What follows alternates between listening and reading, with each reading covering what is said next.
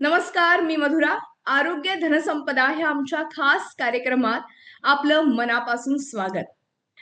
आज आपण आरोग्य धनसंपदा ह्या खास कार्यक्रमात जॉइंट रिप्लेसमेंट विषयी अधिक चर्चा करणार आहोत आणि ही चर्चा करण्यासाठी आपल्या सोबत आत्ता जोडले गेलेले आहेत सोलापूरचे डॉक्टर अक्षय हनम शेट्टी.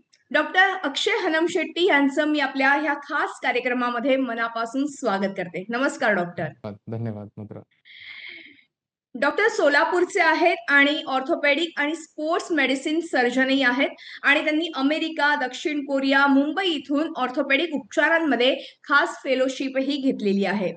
विशेष म्हणजे सांधे प्रत्यारोपण, स्पोर्ट्स मेडिसिन आणि कॉम्प्लेक्स ट्रॉमा ह्या उपचारांमध्ये ते तज्ज्ञ आहेत. ते गुरु ऑर्थोपेडिक स्पेशालिटी क्लिनिकचे संस्थापक आहेत. त्याचबरोबर त्यांनी बेनिथ द सरफेस आणि सॉल्ट इन द सुचर्स ही पुस्तकं देखील लिहिलेली आहेत. ते सोलापूरमधील अश्विनी रुग्णालय, श्री मार्कंडेय सोलापूर सहकारी रुग्णालय आणि वाडिया चॅरिटेबल ट्रस्ट इथे आपली सेवा देतात. तसंच एक्सेस हॉस्पिटल ह्या ठिकाणी देखील हे त्यांनी स्वतः सुरू केलेलं हॉस्पिटल आहे जॉईंट रिप्लेसमेंटसाठी. त्या ठिकाणी देखील ते आपली सेवा देतात आणि एकूणच जॉईंट रिप्लेसमेंट बद्दल आजही समाजामध्ये आपण बघितलं तर अनेक समज आणि गैरसमज पसरलेले बघायला मिळतात आणि ह्या सगळ्याबद्दल आपण त्यांच्याशी अधिक चर्चा करणार आहोत. तेव्हा आपल्या ह्या कार्यक्रमाला आपण सुरुवात करूया. डॉक्टर, पुन्हा एकदा स्वागत आहे. सगळ्यात पहिला प्रश्न मला तुम्हाला हाच विचारायचा आहे की आज आपण बघितलं तर जॉईंट रिप्लेसमेंट ही तशी अतिशय साधी सोपी शस्त्रक्रिया जरी असली, लोकांमध्ये त्यामध्ये थोडीशी भीती आहे, थोडंसं जरा टेन्शन असतं की करायचं की नाही. तर त्याविषयी तुम्ही काय मार्गदर्शन कराल? सगळ्यात पहिला प्रश्न की कशा पद्धतीने तुम्ही त्या पेशंटला समजावता की जॉईंट रिप्लेसमेंट सर्जरी ही कशी असते त्याबद्दल? बेसिकली आता ड्यू टू रिसेंट ॲडव्हान्सेस म्हणजे आपण जॉईंट रिप्लेसमेंट काय हे जाणण्या अगोदर की व्हॉट इज एक्झॅक्टली आर्थरायटिस, की नी आर्थरायटिस काय असतो, की सोप्या भाषेत सांगायचं तर आपला गुडघा एक कव्हरिंग असतो, त्याला एक articular cartilage. If you see over here, ह्याला आपण आर्टिक्युलर कार्टिलेज म्हणतो. सो आपला गुडघ्याचे झीज होणं सगळ्यात पहिलं काय होतं की आर्टिक्युलर कार्टिलेज झिजतो. If you see over here, ह्याला आपण articular cartilage, bone to bone friction होऊन आर्थरायटिस स्टार्ट होतो. तर त्याचे खूप सारे टप्पे असतात आणि ट्रीटमेंट अकॉर्डिंगली वेरी होतो की कुठल्या टप्प्यावरती आपला आर्थरायटिस आहे. बरोबर. आता तुम्ही जसं आता दाखवलात ह्या सगळ्या ॲनोमॅटिकल ह्या गोष्टींमध्ये मला हेच विचारायचंय की जरी लोकांना चालता येत नाही, बऱ्याचदा त्यांना जिने चढ उतार करताना खूप त्रास होतो. अशा परिस्थितीत सुद्धा अनेकदा असं होतं की ते डॉक्टरांकडे न जाता घरगुती कुठेतरी उपचार करतात, कारण की त्यांच्या मनामध्ये त्या joint replacement, knee replacement surgery बद्दल थोडीशी भीती आहे. त्यांनी ती जी गैरसमज पसरलेला आहे तो तुम्ही कसा दूर कराल? ही नी रिप्लेसमेंट सर्जरी म्हणजे नेमकं काय आहे? त्याबद्दल विस्तृत काय सांगाल? येस. तर नी रिप्लेसमेंट अथवा गुडघे प्रत्यारोपण सर्जरी. तर ह्या सर्जरीत जसं मी बोललो होतो, की आपण जे झिजलेला कार्टिलेज आहे, त्या कार्टिलेजला रिप्लेस करतो. तर ते रिप्लेस केलं आणि सगळ्यात पहिली गोष्ट, जर आपण कार्टिलेज जर आपला झिजला तर बाळाला बाक येतो, पाय वाकडं व्हायला चालू होतात. तर नी रिप्लेसमेंटच्या 2 महत्त्वाच्या गोष्टी असतात, की पहिला की झिजलेला कार्टिलेज काढून नॉर्मल बोन सरफेस करायचा आणि दुसरी गोष्ट पायाला जे बाक आले असते त्याला करेक्ट करायचा. सो ह्याच्यानं जर बाक करेक्ट झाला आणि आर्टिक्युलर कार्टिलेजला आपण जर रिप्लेस केलं तर काय होतं की पेशंटला वेदना कमी होऊन जातात. तर नी रिप्लेसमेंटच्या 2 महत्त्वाच्या गोष्टी असतात, की इम्प्लांट असतात आणि खूप सारे टाइपचे प्रोसिजर असतात. आता रिप्लेसमेंटमध्ये जर आपल्याला करायचं असेल, there is more than one technique, की आपण 3-4 टेक्निक आहेत जसं आपण रिप्लेस करू शकतो. जर फक्त मधला कप्पा झिजला असता तर वी डू युनी कंपार्टमेंटल, फक्त मधला कप्पा बदलतो आपण. बरोबर. अथवा आपण हाय टिबियल ऑस्टोटोमीमध्ये आपण बाक करेक्ट करतो आणि दुर्बीणनं सगळं आतलं दुरुस्ती करतो. आणि जर आपला पीसीएल लिगामेंट, मागचं जे सगळ्यात मोठं लिगामेंट असतो, तर दिस इज युअर पीसीएल लिगामेंट. जर हे पीसीएल लिगामेंट नॉर्मल असेल तर आपण ते पीसीएल तसंच ठेवून रिप्लेसमेंट करतो. तर ही कुठली सर्जरी करायची, कशी करायची, हे आपण पेशंटचा एक्स-रे, पेशंटचा जनरल कंडिशन हे सगळं बघून आम्ही डिसिजन घेतो. बरोबर. आता तुम्ही ह्या सगळ्या गोष्टी डिस्क्राईब केल्या. मात्र एक या बेसिक प्रश्न प्रत्येकाला असतो, की नी रिप्लेसमेंट सर्जरी नंतर आम्हाला चालता येईल का? कारण बऱ्याचदा असं होतं, की हा नॅचरल गुडघा नाहीये. हा आपल्याला बसवलेला गुडघा येस आहे. मग आपल्याला खाली बसता येणार नाही. असे बरेच प्रश्न त्या पेशंटच्या मनात येस येत असतात. तुमच्याकडे असे अनेक पेशंट रोज येत असतील, की तुम्हाला येस हे रोजचे प्रश्न आहेत खरं तर. तर तुम्ही येस हे प्रश्न ह्या माध्यमातनं त्यांच्या ज्या शंका आहेत त्या कशा दूर कराल? हो. तर आपल्या इंडियन एन्व्हायरमेंटमध्ये मेजॉरिटीली आपल्या खूप साऱ्या लोकांना खाली बसणं, मांडी घालून हं, बसणं, पूजा आहे, हं, काहीतरी घरी कार्यक्रम असेल, तर लोकांना खाली बसावंच लागतो. हं, आणि जर खाली बसला नाही, तर they start to feel awkward. तर आताचा रिसेंट ॲडव्हान्स टेक्नॉलॉजी म्हणजे देर आर हाय फ्लेक्स नी म्हणतो आपण त्याला. हं, हाय फ्लेक्स नी there are special type of devices for that. तर ते काय होतं, की ते जर आपण नी केलं, तर तुम्ही कम्फर्टेबली खाली मांडी घालून बसू शकता. हं, म्हणजे that is specifically developed for Indian population, की खाली मांडी घालून बसणं, संडासाला खाली बसणं, हे हं, सगळं पॉसिबल करण्यासाठी हायफ्लेक्स डिव्हाइस आलेले आहे. हं, पण तरीही त्याच्यात आणि सर्जरी नंतर जे तुमचा प्रश्न आहे, सर्जरी नंतर मी परत चालू शकतो का? हं, की वेदना, सर्जरीच्या नंतर वेदना आणि ह्याला उत्तर देताना फक्त एवढंच असतं, की जर आपली सर्जरी आता अशी झालेली आहे, की मल्टीमोडल पेन म्हणतो आपण, हं, की वेदना, सर्जरीच्या नंतर वेदना सहन होईल का? हं. त्यासाठी आता आम्ही मल्टीमोडल पेन अप्रोच म्हणतो आपण. बरं. मल्टीमोडल पेन अप्रोचेस फक्त आपण स्पायनल तरी अॅनेस्थेशियात भूल तरी पेशंटला देतोच आहे. हं, त्याच्यासोबत आपण पार्टिक्युलरली पायात इंजेक्शन देतो, पेन हं, कंट्रोल करण्यासाठी. त्याच्या व्यतिरिक्त अॅनेस्थेशिया तुम्हाला बॅकला एक इंजेक्शन देतो, ते पेन किलर हं, तुम्हाला पायाला पाठवत असतो. हं, त्याच्या व्यतिरिक्त वी गिव्ह यू पॅचेस. तर ह्या मल्टीमोडल पेन अॅनेस्थेशियामुळे काय झालंय, की एका सिस्टमवरती किडनी और हं. लिव्हरवरती रिस्क कमी झालाय. सो वी बरोबर. मिनिमम पेशंटला ऑप्टिमाइज करतो, की त्याला जणू काही दुखापत पण नसू आणि हं, पेशंटला साइड इफेक्ट पण नसायला पाहिजे. हं, सो दिस मल्टीमोडल पेन आणि त्याच्यानंतर हे ओटी सेटअप आले आपल्याला. ओटी सेटअप हं, म्हणजे काय, की अगोदर एका रूमला आपण ओटी करून त्याच्यात सर्जरी करायचो. हं, but now according to norms we do everything according to HEPA filter. HEPA hmm. Filter म्हणजे बाहेरची हवा आत येणार नाही, आतली हवा बाहेर बरोबर. जाणार नाही. हं. इन्फेक्शन त्याच्या होणार नाही. व्यतिरिक्त येस, हं, इन्फेक्शन होणार नाही. त्याच्या हं, व्यतिरिक्त बॉडी एक्झॉस्ट सूट घालतो आपण. हं, त्याच्याने infection rate has come to 0.3%. हं, तर 0.3% म्हणजे एव्हरी 1 लाख पेशंटमध्ये 3 पेशंटला होऊ शकतो infection because of recent advances. आणि हं, इव्हन जरी सर्जरी झाली, पेन जर हं. कंट्रोलमध्ये असेल, तर पेशंट 24 तासात चालतो. की बरं. आपण एक नी रिप्लेसमेंट जर सकाळी जरी केलं, तर हं, तर 0.3% म्हणजे एव्हरी 1 लाख पेशंटला कम्फर्टेबली चालू शकतो. हं. जिनं चढणं उतरणं हे पण आपण 24 तासाचं चालू करतोय. बरोबर. फक्त तर तुमचं जे प्रश्न होतं, हं, ते आपण सर्जरी झालं, की 24 हं. तासात पेशंटला चालवतो. अरे वाह! आणि हं, चालताना युजुअली कसं असतं, patient becomes comfortable because of multimodal pain. म्हणजे आपण हं, पेन कंट्रोल कसं करतोय, त्याच्यावरून हं, पेशंट कम्फर्टेबल राहतो. आणि हॉस्पिटल स्टे युजुअली 2 ते 3 दिवसाचा असतो. 3 हं, दिवसात आम्ही पेशंटला परत घरी पाठवतो. हं, जणू काही त्यांचं त्यांनी बसणं, कमोडवरती बसणं, हं, पायरी चढणं, उतरणं, खुर्चीवरती हं. बसणं हे युजुअली 24 तासात चालू होऊन जातो. अ, कोणत्या व्यक्तींमध्ये नी रिप्लेसमेंट सर्जरीची गरज असते? प्रत्येकालाच knee replacement surgery doctor suggest करत नाहीत. तर असे केसेस असतात, की ज्यांना खूपच चालता येत नाहीये. ते लंगडत-लंगडत चालतायत. पायऱ्या चढ-उतार करू शकत नाहीयेत. अशा लोकांमध्ये तुम्ही अशा पेशंट्सना नक्कीच नी रिप्लेसमेंट सर्जरी सांगतात का? त्याविषयी काय सांगाल? सो मधुरा, तुम्ही बोललेला एक वर्ड होतं. हं, that is very important for us. When I was working in US, तर हं, त्याच्यावरती खूप फोकस होतं. What you said hmm, is quality of life.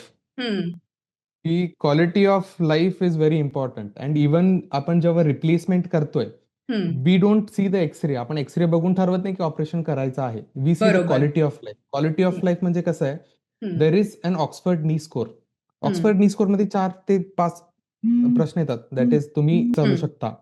पायरी हं, चढणं उतरणं होतो का? हं, किती वेळा उभा राहू शकता? तुमचं तुम्ही लेस बांधू शकता का? हं, आहे की नाही? हं, हं. जर हे बेसिक जे आपले दररोजची गोष्टी आहेत, ते जर बरोबर. पेशंट करत नसेल, तर हं, आपण सर्जरी करतो टू हं. Improve the quality of life. बरोबर. म्हणजे सर्जरीचा मेन रिझन आहे, की तुमचं चालणं, फिरणं आणि त्याच्यानंतर डे टू डे लाईफ हे सगळं कंट्रोलमध्ये आणण्यासाठी वी युजली डू सर्जरीज. हम्म. तुमचं मोबिलायझेशन असाल, जर तुम्ही चालणं फिरणं जास्त केला की तुमचा बीपी, शुगर, थायरॉइड हे सगळं कंट्रोलमध्ये येतो. कोमॉर कंडिशन्स कंट्रोलमध्ये येतात. हे कंट्रोलमध्ये आलं तर तुमचा लाईफ वाढतो, लाईफ एक्सपेक्टन्सी वाढतो. तर आम्ही surgery we suggest based on the patients physiological age, की हम्म. पेशंटचा फिजिओलॉजिकल एज काय आहे, त्याचा ऍक्टिव्हिटी लेवल काय आहे. जर तो त्यांनी दररोजचं त्याचं कामं करत असेल, फक्त एक्झर्शन म्हणजे खूप जर काम झालं तरच दुखत असेल, तर we usually suggest physiotherapy. Rehab suggest करतो आपण आणि मेडिकेशन्स वरती त्याला पूर्णपणे कंट्रोल करतो. मेडिसिन्स, ब्रेसिंग अँड रिहॅब ह्याच्यावरती कंट्रोल करतो. पण पेशंटचा झोप नीट होत नाहीये, पेशंटला खूप सारे वेदना आहेत, पेशंटला 10 पाऊल चाललं की दुखायला चालू होतो.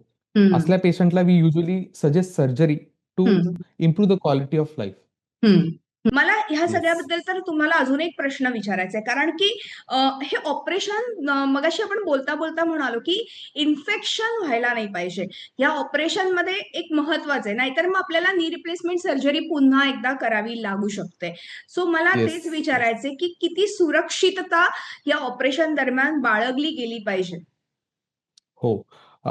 तर कुठलीही सर्जरी, आपण major surgery, this is elective. हम्म. इलेक्टिव्ह म्हणजे काय, की हे एमर्जन्सी आत्ताच करायला पाहिजे असं सर्जरी नसते.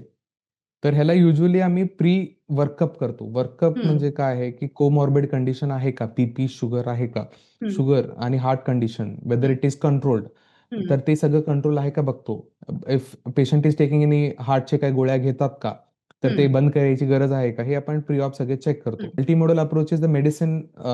फिजिशियन जे काय करतो, की फिजिशियन ऑपरेशनच्या अगोदर पेशंटला बघून फिजिकली फिट आहे का हम्म. सर्जरीसाठी बघतो. भूल हम्म. देणारा डॉक्टर भूल द्यायला पेशंट फिट आहे का हे हम्म. चेक करतो.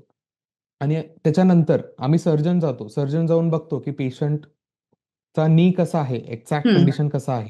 हम्म. आणि दुसरा, जी स्टेरिलायझेशन प्रोटोकॉल अगोदर ओटीत चालू व्हायचं, आता आपण ते ओपीडीतच चालू करतोय. आता एकदा हम्म. पेशंट ऍडमिट झाला तर आम्ही त्याला सोल्युशन देऊन we ask him to wash it twice, की हम्म. मेजॉरिटीली इन्फेक्शन येतो आपल्या सराउंडिंग पासून. हम्म. त्याच्यानंतर पेशंटला जर आपल्याला ऑपरेशनला घ्यायचं असेल, आपण हम्म. पेशंटला थरोली ओटी, ऑटोक्लेव्ह केलेला ड्रेस पूर्णपणे चेंज हम्म. करून आपलं ओटी जे असतं त्याला फ्युमिगेट करून हम्म. ठेवतो. I do in a setup जिथे आपल्याला हेपा फिल्टर असेल, लॅमिनार हम्म. एअर फ्लो सिस्टम असेल, त्याच्यानंतर बॉडी एक्झॉस्ट सूटची गरज असेल. आणि ह्याच्यानं काय हम्म. होतं, की तुमचा इन्फेक्शन रेट, पार्टिकल जे असतात ओटीमध्ये ते हम्म. प्रिव्हेंट होतात. जर आपण कंटॅमिनेशन झिरो ठेवलं तर हम्म. इन्फेक्शनचा चान्स, जसं सांगितलं होतं तुम्हाला, इट्स लेस दॅन 1%. हम्म. तरी प्रिकॉशन. तर हे हम्म. नेसेसरी प्रिकॉशन घेणं का गरजेचं आहे, बिकॉज एकदा जर इन्फेक्ट झालं तर पेशंटला खूप त्रास होऊ शकतो. बरोबर. एक अटमोस्ट प्रिकॉशन फॉर इन्फेक्शन. हम्म. बरोबर. हो. पण डॉक्टर, बऱ्याच लोकांना असं असतं की आता सर्जरी होणार आहे, मग सर्जरी नंतर साधारणपणे मला आता काय बेड रेस्टच असणार, मग मला कुठे मोबॅलिटी नसणार आहे, मला कुठे जाता येणार नाही, हिंडता फिरता येणार नाही, असे अनेक गैरसमज आपल्या लोकांमध्ये आज येस. पसरलेले बघायला मिळतात. अनेकांचे ऑपरेशन्स खरं तर या नी रिप्लेसमेंटचे झालेले आहेत, पण तरी सुद्धा ह्या सगळ्यांचा खरं तर अनुभव त्यांच्या समोर असताना सुद्धा त्यांना असं वाटत हो. असतं. तर तुमच्याकडे असे काही पेशंटचे किस्से आहेत का? त्यांना असे काही प्रश्न पडतात का? हो, हो, हो. तर सगळ्यात मोठा प्रश्न, कारण आपल्याकडे बेसिकली रुरल पॉप्युलेशन, ग्रामीण हं. भागाचे पण लोकं असतात. तर बरोबर. त्यांना एवढंच डोक्यात आहे, की आपण जर गुडघ्याची सर्जरी केलं, की अधू होऊन बसतो. हं. And this is a very major thing to say. तर असल्या बरोबर. पेशंटला कसं असतो, की त्यांची जी भावना आहेत, ते दुसऱ्यांना कदाचित जुने पेशंट बघून आलेला हं. असतो. तर असल्या पेशंटला मी शक्यतो आय सिट डाउन, की हं. मी सर्जरी करतोय. आणि हं. ह्यांना समजून सांगणं थोडंसं आपल्याला अवघड जातो. कारण त्यांचा हं. ऑलरेडी फिक्स्ड कॉन्सेप्ट असतात, की काय होऊ हं. शकतो, कसं होऊ शकतो. हं. काउन्सिल करायला म्हणजे ह्यांना सर्जरी काय हं. करतोय आपण, कसं करतोय, हं. कसं तुम्हाला काही त्रास होऊ नये, धोका होऊ नये हे बघून घेतोय. तर हे समजून सांगायला आपल्याला खूप टाईम घेतो. पण हं. पेशंट्स, तुम्ही जे सांगता ते ऐकतील आणि ते व्हॉटएव्हर एक्सरसाइजेस यू टेल, तुम्ही जे काही लाईफस्टाईल म्हणता ते ऐकतात. आणि हं. युज्युअली ह्यांना जे रिकव्हर झाल्यानंतर ह्यांना आणि आपल्या ॲज अ सर्जन जे सॅटिस्फॅक्शन असतो, it's too good for what we have invested our time in. म्हणजे आपण काउन्सिलिंग, पेशंटला कसं समजून सांगतोय, की हं. एक्झॅक्टली त्यांना माहित नसलं तर व्हॉट वी डू, हं. वी गिव्ह देम दर ओल्ड, जुने पेशंटचे नंबर देतो आम्ही, की बोलून हं. घ्या तुम्ही. वी हं. Give contacts.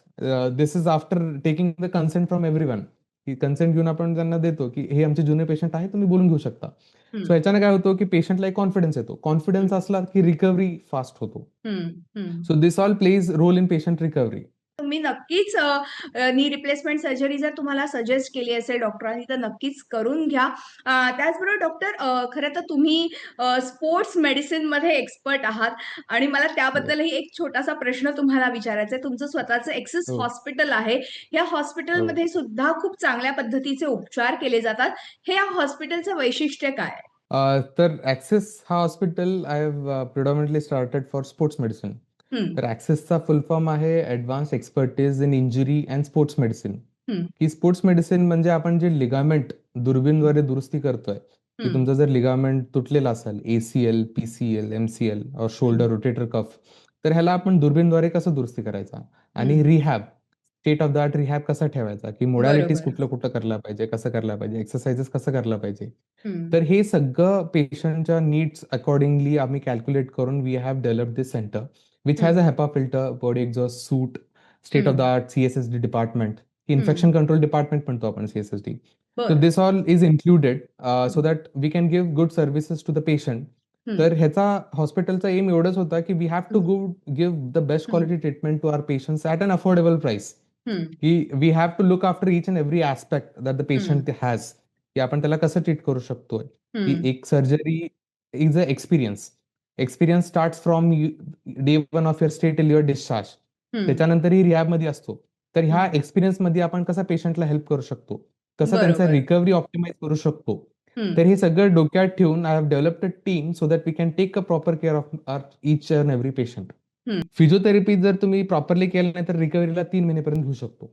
हं, टोटल रिकव्हरीसाठी. वेदनेमुक्त व्हायला 3 महिन्यापर्यंत घेऊ शकतो. हं, तर ते टाईम पिरियड आपण खांडेकरला की प्रॉपर रिहॅब करतोय. हं, फिजिओथेरपी. फिजिओथेरपीनं दुसरी गोष्ट असं असतं की जे आपण गुडघा टाकतोय, हं, तर त्याचा लाईफ हं, वाढतो. जे आपण जणू काही 25 वर्ष कमीत कमी पकडलं होतं ते हं, वाढत जातो.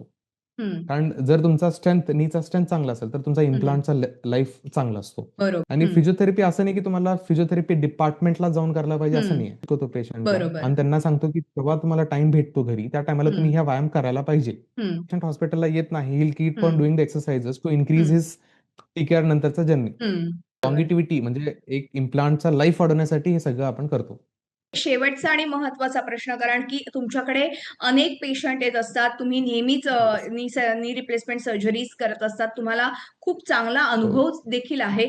मात्र साधारणपणे जेव्हा नी रिप्लेसमेंट सर्जरी होते, त्या हं. व्यक्तीच्या लाईफस्टाईलमध्ये किती बदल तुम्ही झालेला बघितलाय आणि त्यांनी काय तुम्हाला प्रतिक्रिया दिल्यात? हं, तर ते काय करतात, की पायरी चढणं, उतरणं, चालणं, फिरणं, वॉकिंग करणं आणि दुसऱ्या गोष्ट कधी आपल्याला दुखापत असते तेव्हा आपलं वजन वाढतो. हं. There is weight always a weight gain. तुम्ही एका ठिकाणी बसून राहता. दुखापतीमुळं राइट. की हं, फॅट स्टोअर केलं की तुमचं वजन वाढणं, शुगर हं, वाढणं. तर एकदा तुमचा रिप्लेसमेंट झाला, की we promote the patients to walk. बाहेर हं, चालणं, फिरणं, पाणीत चालणं, हं. की एन्डॉर्फिन्स आर रिलीज्ड आणि पेशंट दुखणं कमी असेल तर त्याचा क्वालिटी ऑफ लाईफ इम्प्रूव्ह होतो. तर क्वालिटी बरोबर. ऑफ लाईफ इम्प्रूव्ह झाला, की तुमचा हं, लाईफ वाढतो. की हं, you live a quality life, not hmm. Just a lengthy, but a quality and a lengthy life. बरोबर. येस. अर्थातच डॉक्टर क्वालिटी ऑफ लाईफ जर हवं असेल आणि वेदनारहित आयुष्य जर जगायचं असेल आणि ज्यांना नी येस. रिप्लेसमेंट सर्जरी त्या ऑर्थोपेडिक सर्जनने जर सजेस्ट केली असेल, तर नक्कीच त्यांनी करून घ्यायला हरकत नाहीये. कारण ही सेफ सर्जरी आहे. याच्यानंतर तुमची लाईफस्टाईल चेंज होते. तुम्ही बऱ्याच ॲक्टिव्हिटीज येस. आरामात सहजपणे करू शकता. येस. कोणावरती तुम्हाला हो. डिपेंड राहण्याची गरज नाही लागत. ह्या सगळ्या गोष्टींचा सगळा सारासार जर तुम्ही विचार केला, तर नी रिप्लेसमेंट सर्जरी ही उत्तम पर्याय आहे. ज्यांना या सगळ्या गोष्टींबद्दल काही अजून माहिती हवी असेल, तर खाली दिलेल्या नंबरवरती तुम्ही संपर्क साधू शकता.